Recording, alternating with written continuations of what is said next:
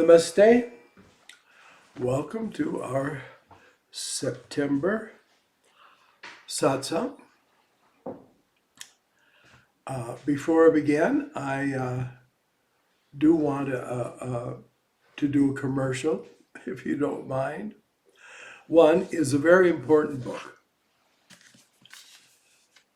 by Dr. Michael Greger, How Not to Die. Now that sounds like a bit of a morbid title.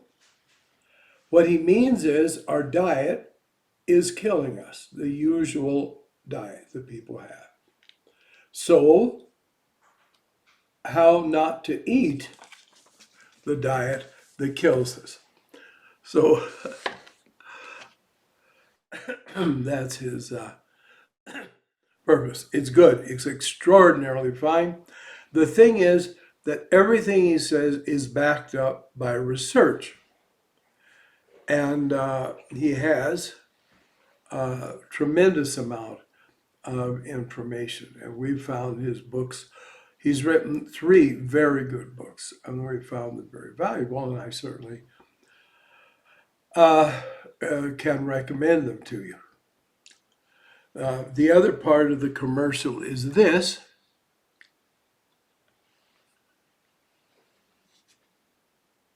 These are what are called incense towers. The bottom is not in this one. You can get them from Amazon. You just simply do a search on incense towers. This one, for example, used to only be $7. I think it's $9 now or so, something. The wooden one is more expensive. But they're very good because they diffuse the incense smoke and it doesn't fall over everywhere. I made the mistake of buying a white marble bowl from Amazon that was touted as absolutely guaranteed to not let the ash fall outside the area of the burner, and that it would, and there were these enthusiastic reviews saying how well it worked. Well, I got it and it didn't work at all. It was a mess. And incense got all over the desk. So one nice thing about Amazon is you can send things back, and I certainly sent it back. So I warn you against the miraculous bowl. It may look cute, but it doesn't function worth anything. So anyway, there we are. These 2 things I find really, really good to use. And I like to see the incense as it rises, and in these towers, it goes out those holes and it looks very dramatic. Now, how's that for being superficial? But anyway, so it is. All right. There is another commercial. We have a YouTube channel, Light of the Spirit, and so far 20 talks known as Talks on the Bhagavad Gita have been posted.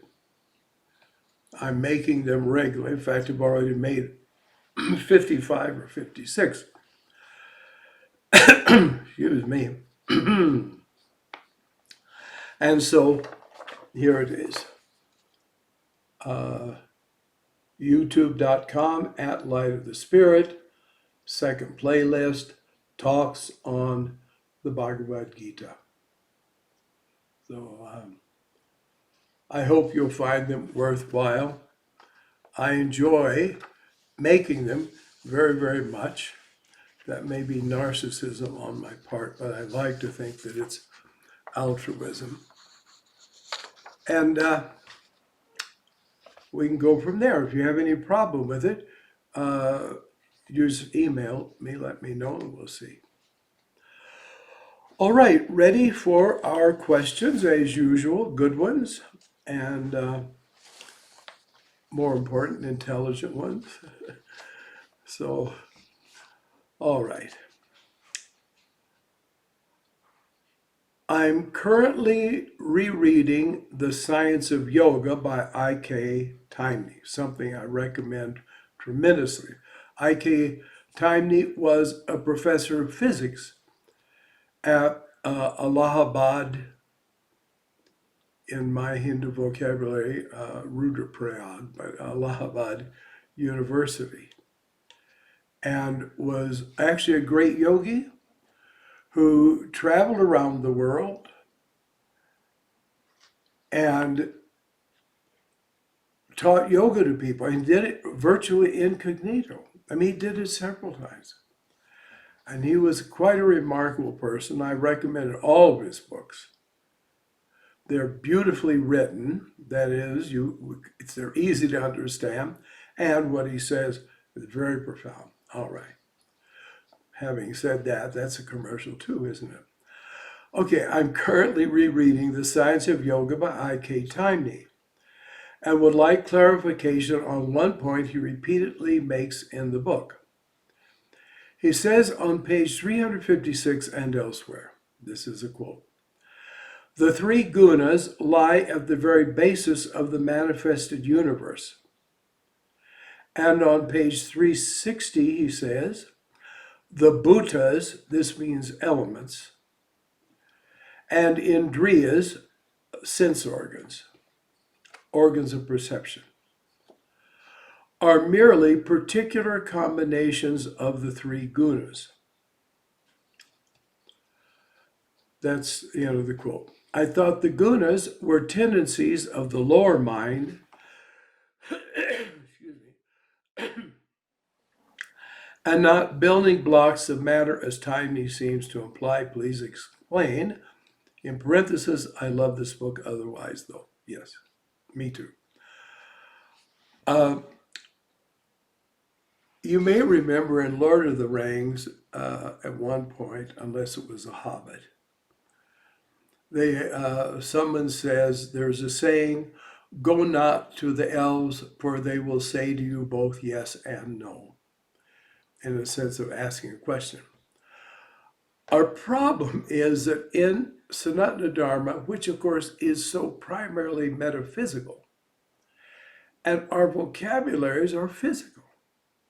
Oh, we talk a little bit about I'm happy, I'm sad, and so on, but that mostly has to do with sensations of the body. So you see,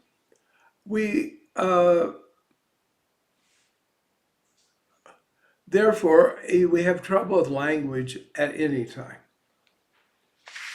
Now, I say, and that's just my view, if you don't like a view of somebody, just keep looking. You'll find in the context of Indian philosophy, you'll find one you do agree with. So it's often thought as if the gunas are things, if they're actual objects, or if gunas are sort of bundles of energy, subtle materiality, and so on.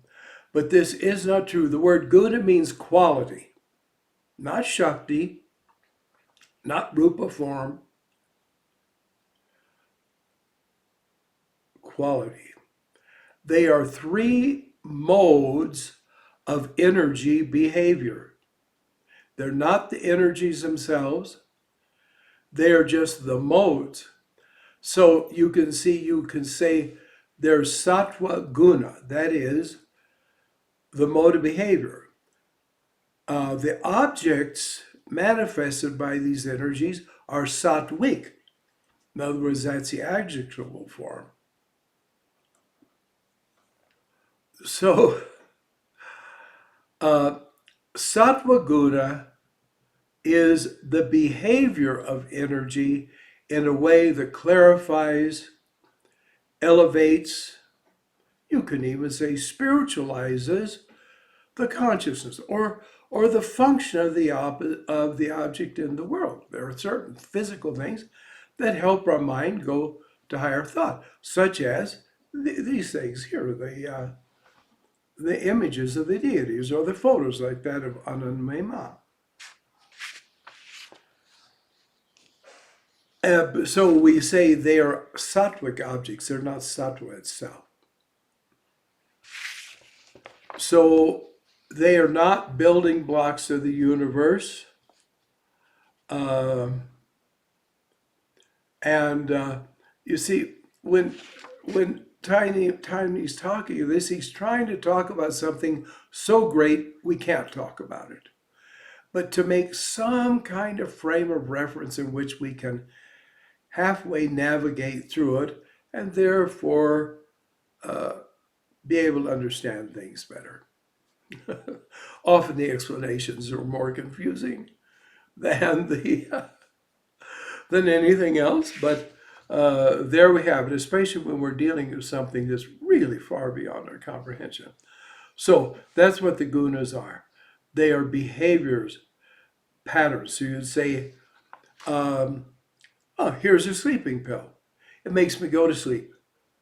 Sleep is tamasic. It's not negative, it's not bad, it's tamasic. So the pill, in a sense, you could say, is tamasic, but of course it isn't. Right? Here is something that this is a vibration. Okay, music, it's soothing. It helps my mind be quiet and clarified. That is sattvic. But the sattva part is just a word that describes how it affects you. I'm sorry, I'm not doing well on this, but if a person can't fully admit when something's beyond their power, well, to explain and understand, well, they don't trust them even. So you see, you can trust me even if I don't know what I'm talking about. I love it. Eastern philosophy, like I've said, you won't manage if you can't think in two opposite directions at the same time. I mean, that's just the way it does work. If you can figure it that way, then you kind of get through the minefield of the lower limited thinking mind. All right. So this is it.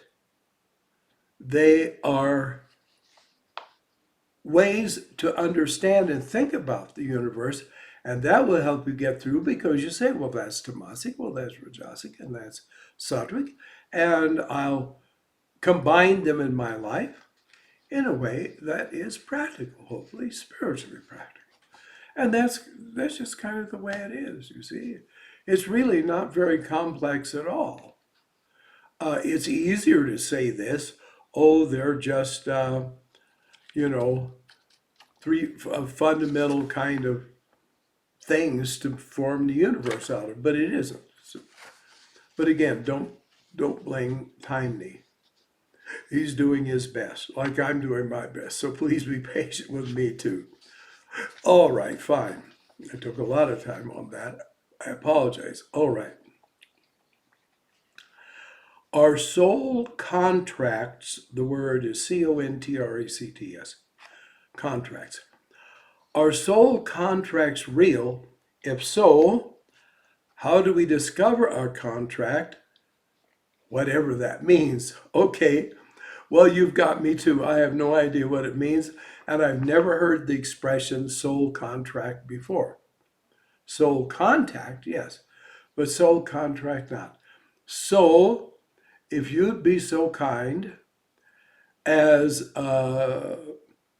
at the time of our next satsang, you could give me an idea of what this particular term means, then maybe I could say something meaningful about it. But until then, I can't. I apologize. All right. I really like the last segment in the YouTube video, Talk 15 on the Bhagavad Gita. Good, someone has watched it. About how the number one thing a yogi needs is a sense of humor. Absolutely true. Because you see, egotism does not like humor as a rule. Egotists cannot endure the idea that they would be laughed at, that they'd be considered funny. A screamer like Hitler would love to think he was hated, that he was feared, that he was despised, but that they think he was funny. They drive him insane. For example, let's talk about the Hare Krishna people. I see no sense to be nice about it. They were these aggressive, completely ignorant, missionarying type people running around just saying, our spiritual master, A.C. Bhaktivedanta says, where they hadn't studied anything. They didn't know anything. I'm talking about the early days. Now they're just boring and worthless. But anyway, they were going around and all. Now, they'd all come out of the hippie movement. Now, the hippie people, to be cool, it had to be civil disobedience. So, the Christian people, I often went to their centers. They were very fine people, but the general state of mind could have been improved. And they were always delighted if they came home and said, well, we went out and we went in front of the bookstore and we started singing the mantra, and the owner came out and told us to move on, we were obstructing business. Or, if they really struck it rich, we were standing on the corner saying the mantra, and the police came and told us we didn't have a parade permit and we should move on. They loved it if they thought the police authorities were oppressing them, because they had that drug taker's paranoia. You can stop taking drugs. That doesn't mean the effect it had on your mind leaves. So they were very, very much about that, you see. And so they were just thrilled. And anyway, they could say the stupidest things in the world. Do you want to hear some of them? The moon is farther away from the earth than the sun. This is a doctrine of Bhaktivedanta, our spiritual master. 2, mushrooms grow out of dead bodies. So if you eat mushrooms, you're eating a dead body. All right. 3, although you can't get to the moon, because they were constantly being told you can't get to the moon because it's so far away and it's further away than the sun, there is a mountain in Switzerland that reaches all the way to the moon. Now, if a mountain in Switzerland can reach all the way to the moon, why can't you get to the moon? You see what craziness this is? And they all just took it in. And therefore, when people went to the moon, it had to be a lie. Of course, a whole movie was made about that, actually. But anyway, and they had to write articles and articles and articles, and the moon rocks are a fraud, and on and on and on. Actually, a man I knew went to school with one of the very, very fervent Hare Krishna members, one of the very early ones. They were in high school together, and so she was going on, they'll never get to the moon, they'll never get to the moon. Well, anyway, he listened to the moon landing and so on. And so the next day he saw her at school and he said, well, you said they couldn't get to the moon, but they did, didn't they? And she said, well, you notice they couldn't stay very long. What do? Occult mentality, the purpose of occult mentality is to armor itself against truth and reality. It is truly, don't confuse me with the facts my mind is made up. So, this is how it works, you see. So, all that talk to not even get to what I was going to say. They said and did such silly things, which they hoped people would dislike or be indignant about. So I was talking with some of the sadhus in Maharashtra. We were laughing and laughing because they were saying and doing the nuttiest things. There was one devotee, for example, in Denver. I called her a Kashi Devi, which meant space Devi. She was so spacey. And she said and did the funniest thing. She was a dear good soul, but oh boy. So anyway, we were talking about some of their ideas and some of their ways of behavior. And we were laughing. I don't mean we were laughing like, ha, ha, ha. We were just laughing. It was funny. And I said, do you realize the last thing they think we're doing is laughing? They hope we hate them. They hope we reject them. We disapprove of them. But they would be absolutely outraged if they thought we laughed at them. So ego hates that. So learn to laugh at yourself and say, well, guess what, fool? You really did a good one today. Yes, you set a record for yourself. Because you see, the Atma is not the ego. And a person that has at least some Atmic development is therefore separated from it, sees it, understands. You see, it isn't really me, but it's mine. See, my mind is not me, my body is not me, but I got it. And guess what? My samskara shaped it, that's my karma shaped it. So I can't say, oh, it's got nothing to do with me. I knew one of a certain type of Christian, and he would say, I don't send, my body sends. Boy, is that ever convenient. So I guess his body will go to hell, but his soul will go to heaven. So of course that's nonsense, because your body is just an instrument and you are the doer. I know they say, but aren't you supposed to say, I am not the doer? If you mean in a sense of various external things, like I'm not the body, etc. But if you think it isn't your will doing it, well, rethink the position, or else, oh, please look for another philosophy. Please. There are enough ignoramuses in every religion. No religion needs any more. So you need a sense of humor to be able to laugh at yourself, which is the last thing people can ever do. Can you tell us a memorable, humorous event in your travels to India or any time really? Okay.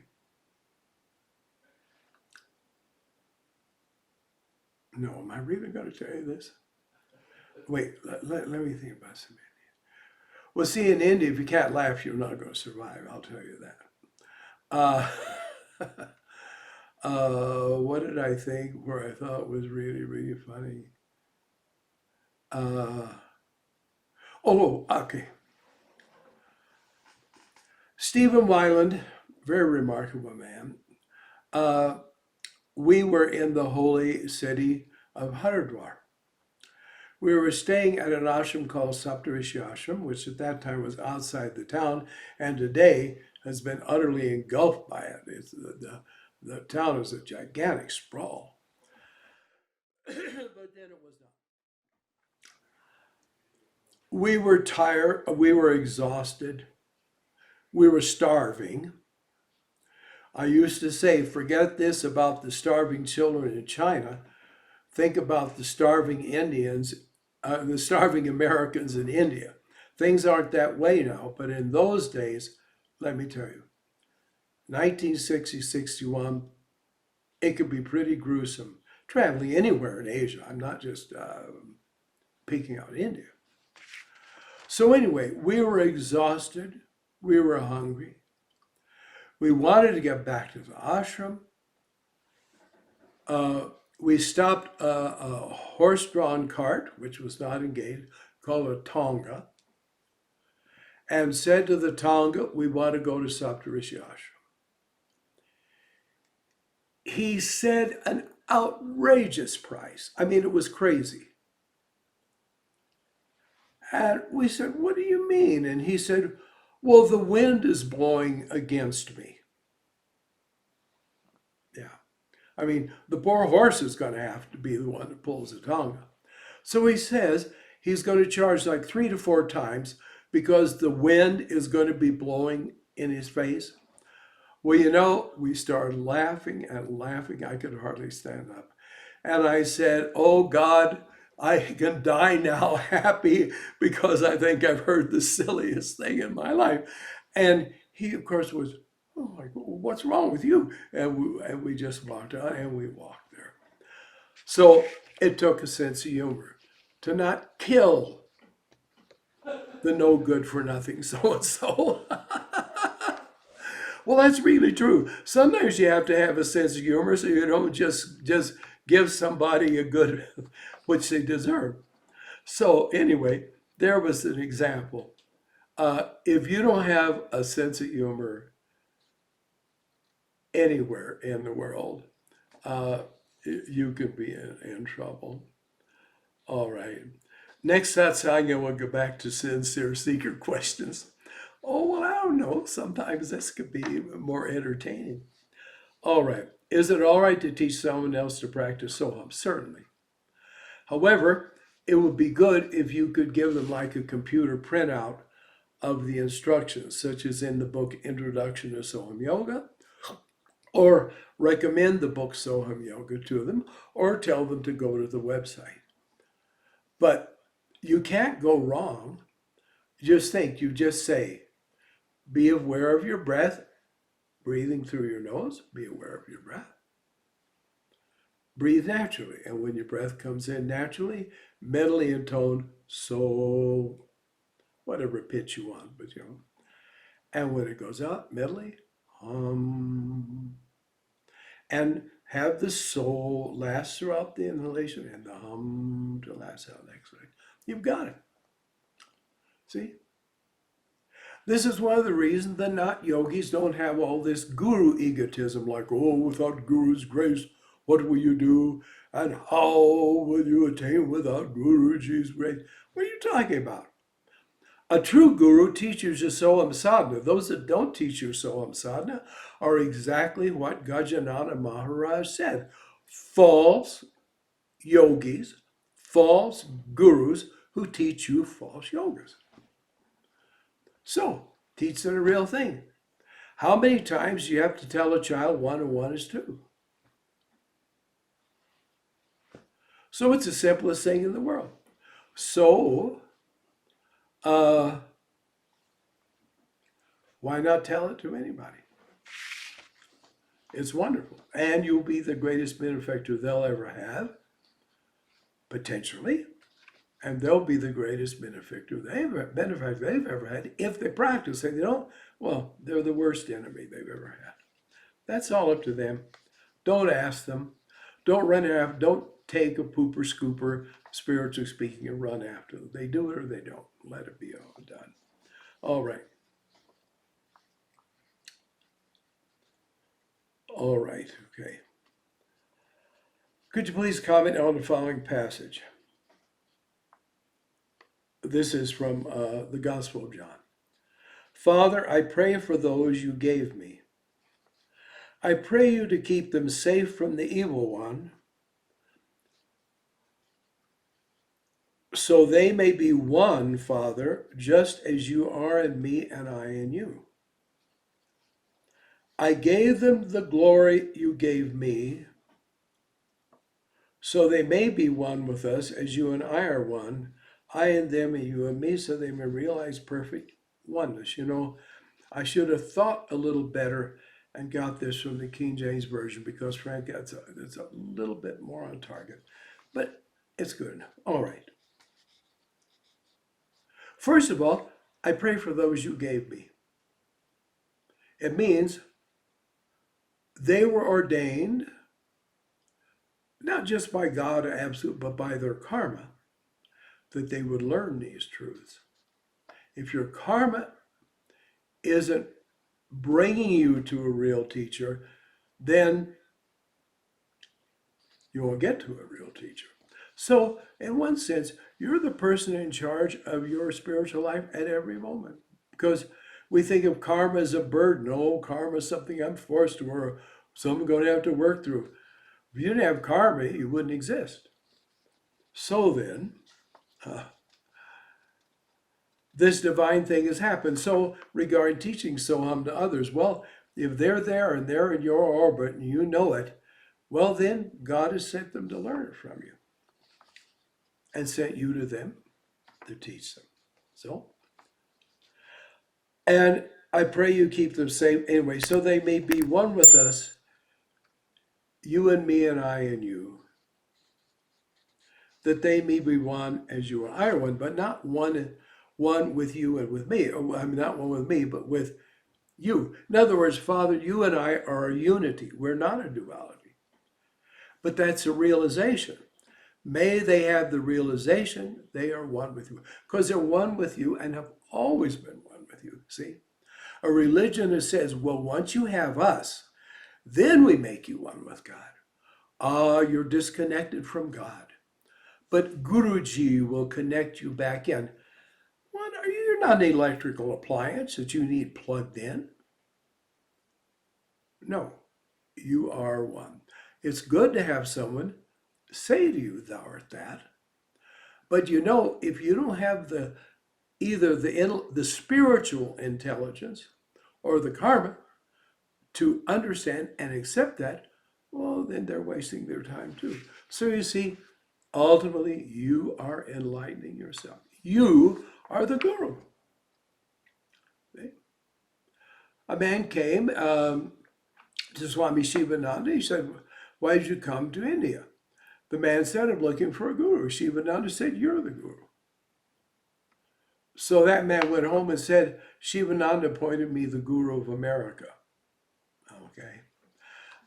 His drug taking, I think, helped his intellect a bit in getting such a distorted view, but there it was.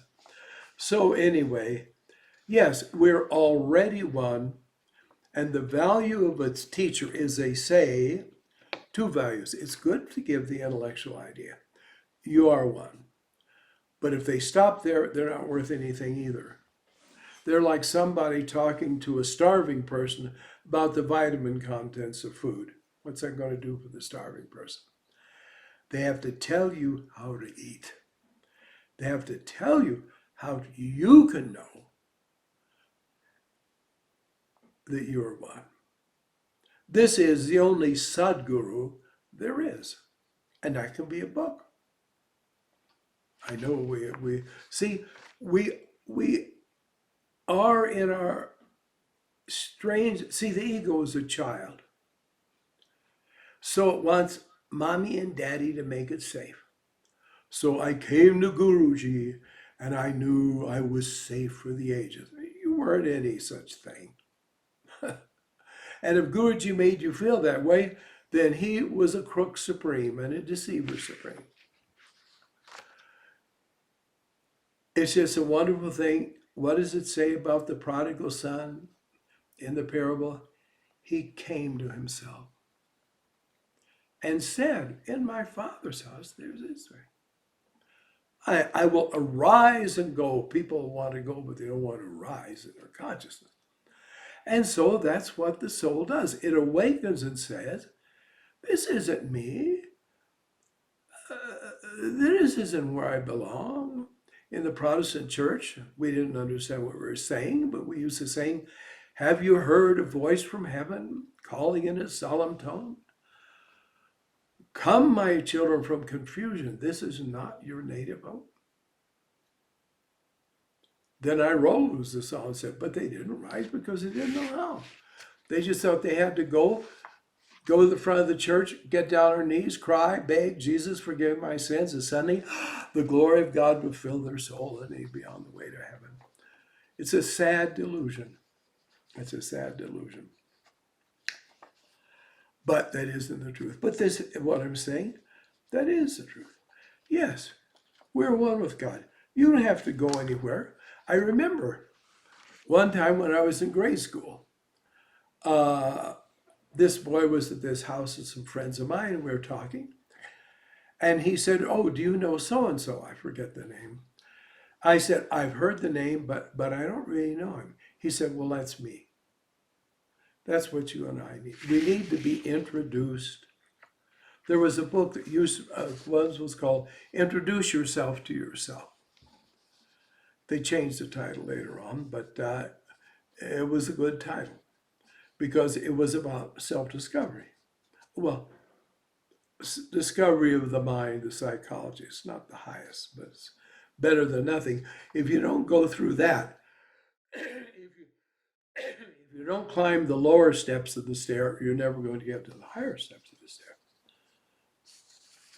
So this was the whole idea of Jesus. You see, a real spiritual teacher doesn't tell you about it. They show you the way to it. Now, they can't give you the experience. For example, I can say to you, oh, have you had any of this? It really tastes good. Okay, you eat it, you taste it, it's good. Now, I could give you what put in your mouth, but the taste and the positive response to it, that was all you. But teachers are there to disempower you. They're not there to really empower you or to utterly teach you. They want you to be dependent forever. Oh, at last, great guru, I have found you. Yes, oh, at last, my child, you have come to me. Well, if you stay there at guru's feet, you're right there in samsara. All right. This is an interesting, I hope you forgive me,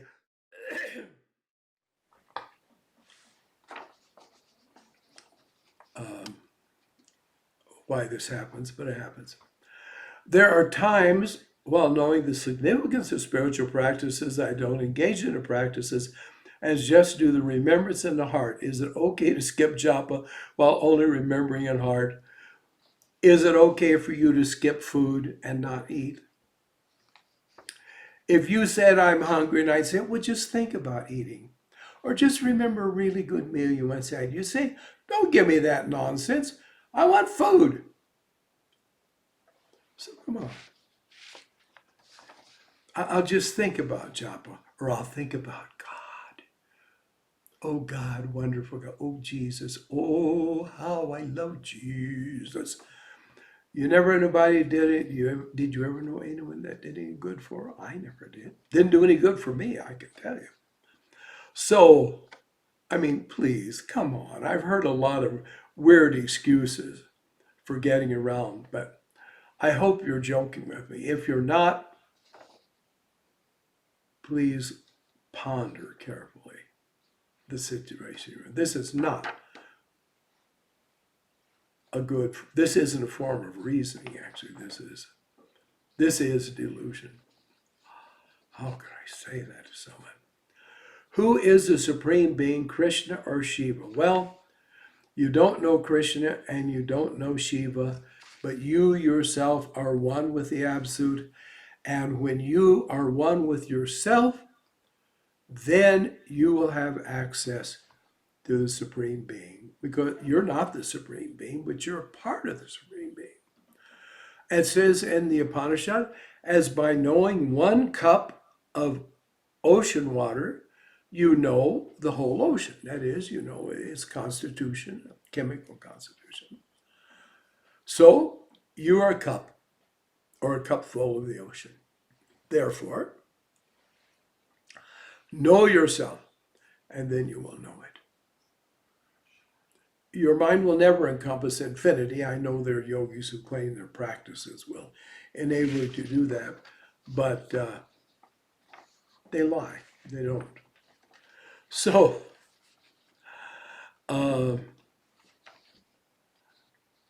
know yourself. Then you'll know Krishna, then you'll know Shiva. How do you know Krishna ever lived? How do you know Shiva exists?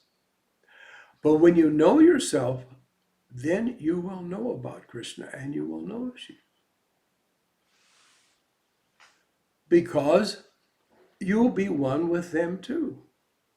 But who is the highest deity? Who is the lowest deity? And this too is nonsense. Don't believe foolish people like that.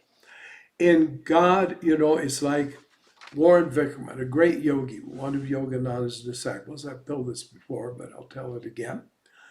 A woman came he was a great yogi. In fact, I knew his wife, Annie Vickerman. We were really pals.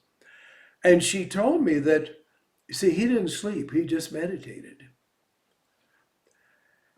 And she was a yogini, but, she wasn't of his status. And she loved candy bars, all right?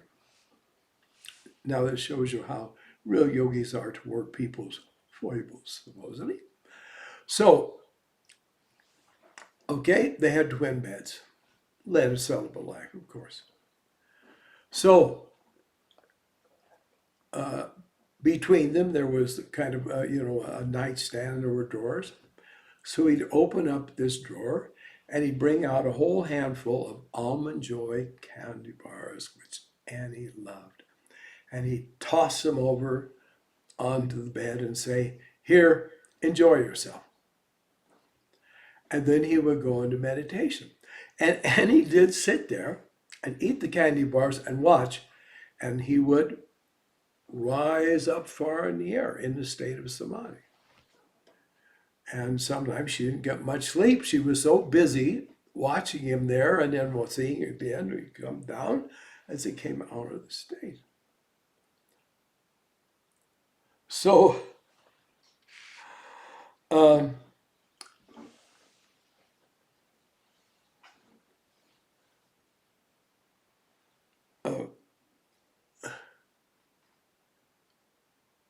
her observance didn't make her a yogi.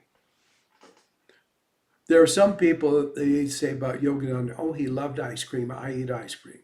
Well, lots of luck. That doesn't turn you into Yogananda in any way. So then, all this was going on about Warren Vickerman. Okay, sorry, I should get back to my point. I think you may have noticed I don't get to it very easily.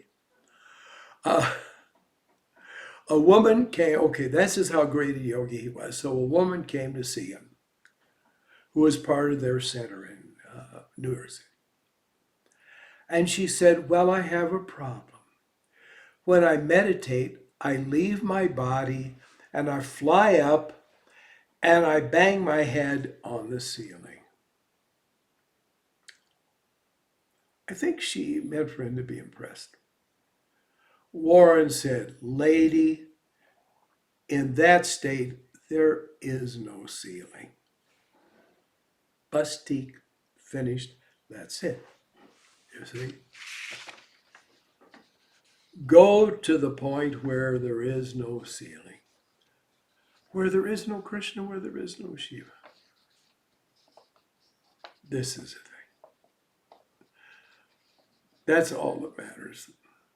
The truth is, all these things I say and all these questions, they don't mean anything. If you're not doing sadhana, you're not anything and you're not going to ever be anything. That's the real truth if you want to hear it. If you don't, you've heard it already. You can go away and forget it. Or you could think about the significance of me having told you, then see if that'll be good enough. All right, final question.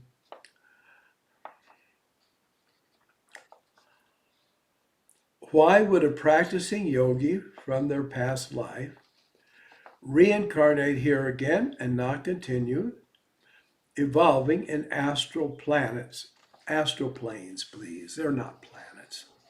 That's Bhaktivedanta talk. And he didn't know what he was talking about. You understand, he believed there was a physical planet in the physical universe and the Krishna lived there. And it was called Krishna Loka Vrindavan. And everybody just went around, danced around Krishna. I mean, the word grow up really does come to mind. Do we not enter the astral planets with our yoga knowledge or must be obtained again? Well, you practice here because you still belong. You come here because you still belong here. In other words, your yoga practice didn't go deep enough. It didn't go high enough, far enough, whichever word you want. That's what it means. You see, sadhana dissolves karma. Karma is an absolute. It is God's law. So if you don't either dissolve your karma or evolve to a point where you don't need that karma for learning because it's not punishment or reward, then you go on. Otherwise, you won't go on. So, just because you practice doesn't mean you've got it perfect. So, the idea of the yogi think, oh, I'm a yogi, I'm going to go away to the higher worlds. Well, you can also go to higher worlds, and then when your karma is exhausted, you fall right back down here again. Down in the mud puddle, up in the clouds, down in the mud. You see, there was a documentary motion picture made about a tribe, I think in South America, called The Sky Above, the Mud Below. Oh, that's really the way it is. So you got to evolve beyond the mud. Do you still have mud consciousness? So you've got to evolve enough. Swami Shankaracharya used to say, those who are too good for this world are already in another world. So then, the yogi who comes back isn't a perfected yogi, or at least isn't an adept yogi. That's why he comes back. He comes back because he belongs back in this, as our friend Ben Bibb used to say, this dumb kindergarten of the earth plane. Yoga's not going to make it. It isn't yoga that does the needful. It's realization from the yoga. Like you and I can hear someone give a brilliant talk, but if it's in a foreign language, we'll be just as ignorant at the end as we were at the beginning. Again, it's all in you. Me, I. What am I doing with myself? Therefore, and maybe his yoga he practices is worthless. People are wasting their lives in all kinds of yogas. Again, that's why Gajana Maharaj had the term false yoga. It lies to you, and you think you're going somewhere, and maybe it gives you some psychic experiences, and you'll think you're going somewhere, and behold, bump right back down in the mud puddle again. See? Now, those who do right, they don't usually get full liberation immediately. They dissolve the earth karma in their light of their consciousness. I don't mean they think, I am going to dissolve the karma. There are fake yogas that say, oh, you're burning up those karmas as you do this and that. Please. Consciousness is your problem. Consciousness is your problem. Consciousness is your problem. If your yoga doesn't work with your consciousness, it doesn't work with anything that works. So, you change your consciousness, and you're here because this is God's goodness and mercy, even if it's miserable. See, hell is good for people. It wakes them up. So there's nothing wrong in being here. There's something wrong in staying here. So you do the sadhana, you clarify and purify your consciousness, which is the same as burning up your karmas, and then you don't belong here anymore. So you go to the world you belong. Yeah, that's as simple as that. You don't even choose it. You go there where you belong. And if you mess and fool around in those worlds, because they're beautiful, there's no pain, you don't have to eat, you don't have to sleep, you can be entertained gloriously. Believe me, the most beautiful places in this world, and I've seen some of them were just heart-stoppingly beautiful, they're ugly compared to the astral world. I know what I'm talking about. Yeah, I've been there. So, it's all wonderful, but even that will be a trap. So people get trapped because there's no suffering. And they're not going to die and go to hell. They're not going to die and go to earth. So you can just spend 80 billion creation cycles just being a tourist. And that's your choice. You see, if you don't have real mumukshudra, if you don't have a desire for higher consciousness and ultimately perfect consciousness, you'll never get it. There are people that are in the astral world right now. Oh, they may come here for 1,000 creation cycles before finally their inner self says, hey, time to go home.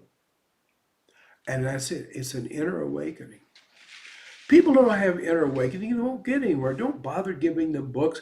Don't bother trying to persuade them, oh, why don't you at least try meditation? It's worthless if they haven't awakened. And you can't awake them. The little Sri Ramakrishna used very homely similes in his talk. In fact, I remember Ramakrishna Mission Swami one time saying he used dirty symbols, which I thought, Sri Ramakrishna Deva, you're saying this about him, and you claim you worship his incarnate God? But that shows again the cult mentality. They're not devoted to God, they're devoted to themselves. So anyway, he said the little boy, when he was going to sleep, said, Mother, please wake me up when I need to go to the toilet. And she said, don't worry, child, the urge itself will wake you up. The urge for transcendence, the urge for self-realization, that will do it, and nothing else will do it. So when there are people that don't have mumukshutva, desire for moksha, well, leave them alone. Why pester them? Let them think about getting there. And maybe that remembrance will delude them, of course, but they'll be happy with it. Like children, you give them some, the milk bottle and a clothespin. So we don't have milk bottles anymore, do we? Well, anyway, and they'll just play there, pay no attention, be happy, unaware of what's going on, unaware there's a whole world. So then, but those who do it, they go to higher worlds. They do sadhana. There are Tapah lokas. This is what's very important. There are a lot of, you've done good deeds, and so when you go to a world, it's beautiful, it's incredible, only good people are there, and you like it, and then you fall down from it. In a Tapah loka, you go there, and you've already conditioned yourself enough that you know, okay, fine, I don't want to get stuck here. And yogis are there. Great saints and masters, they don't just come into this world, they go into those worlds. And they say, don't forget, it's beautiful here. Don't forget. And they teach you sadhana. That's what Pure Land Buddhism is all about. It's not being good and going to heaven. You go to Amida's paradise, and Amida and the great bodhisattvas there remind you of sadhana, and they teach you to do sadhana, and then you go to higher worlds. Anandamayi Ma said there was just such a world. She said there is, in the higher world, something that it appears like it's a great hall, a vast hall, that is made of sandalwood. And she said, you see the walls, but you can't see the ceiling. There is no ceiling. It's just infinity above. And people sit in groups and do sadhana with a great siddha in the center, teaching them how to do the sadhana and watching and supervising their sadhana. And then they go on. And that's what we mean by a Tapah loka. Of course, they take many forms, not just what Ma described. Do we not enter the astral planets with their yoga knowledge, or must it be obtained again? Well, of course you have your yoga knowledge there. More important, you have the evolution there with you, inside you, that your yoga knowledge gave you. But perhaps you do. You say, must it be obtained again? Ma used to say everything's possible there. So that means you can come in and forget, or the beauty of the world will make you forget. So you'll go on. But right now, you know what the best advice is? Run for the exit. Right now. The house is on fire. Run. Not, oh, well, I manage 20 or 30 minutes a day. And don't kid yourself. You think you can... in the autobiography of Yogi, Swami Paramhansa says to Bhagavati Charan Ghosh, Yogananda's father, Do you see your son racing to the infinite? That's the only way you get there. You race there. You don't mosey along. You don't stroll there. You don't think, oh, well, I'll just kind of jog along. You run. You run for the exit. And what does that mean? That means that you've got to have priorities. If you like the scenery so much, you're not going to run through it. Therefore, the profound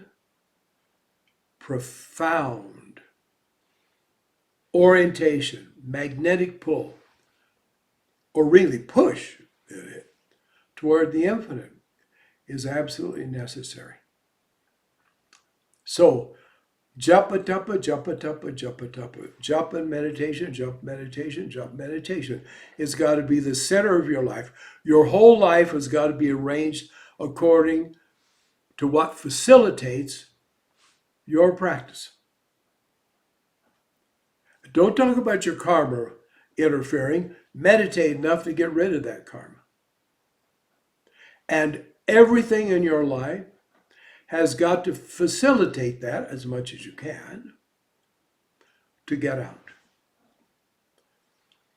And it takes work. It takes will. You'd love for it to be second nature so you don't have to think about it, because you'd rather think about all the other stupid things in life, such as, oh, I need to get my spark plugs cleaned. So this is it.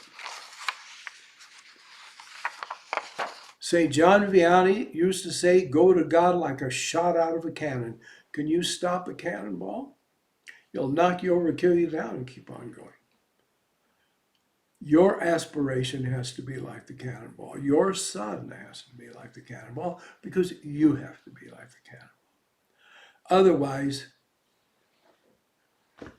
you're wasting another incarnation, which is, of course, business as usual. So we decide. Nobody else decides for us. Nobody else stops us. Nobody else interferes in our spiritual life. No one can hinder our spiritual life. It's all up to us, or not up to us. Oh my, how severe. But it's a matter of life or death, you understand? That's why it's severe. Therefore, namaste. Thank you. Thank you. Thank you very much. I do apologize for rambling. Oh my, that was a rambler. And we can hope it'll get better in the future, but chances are not. Jai Sri Ramachandra.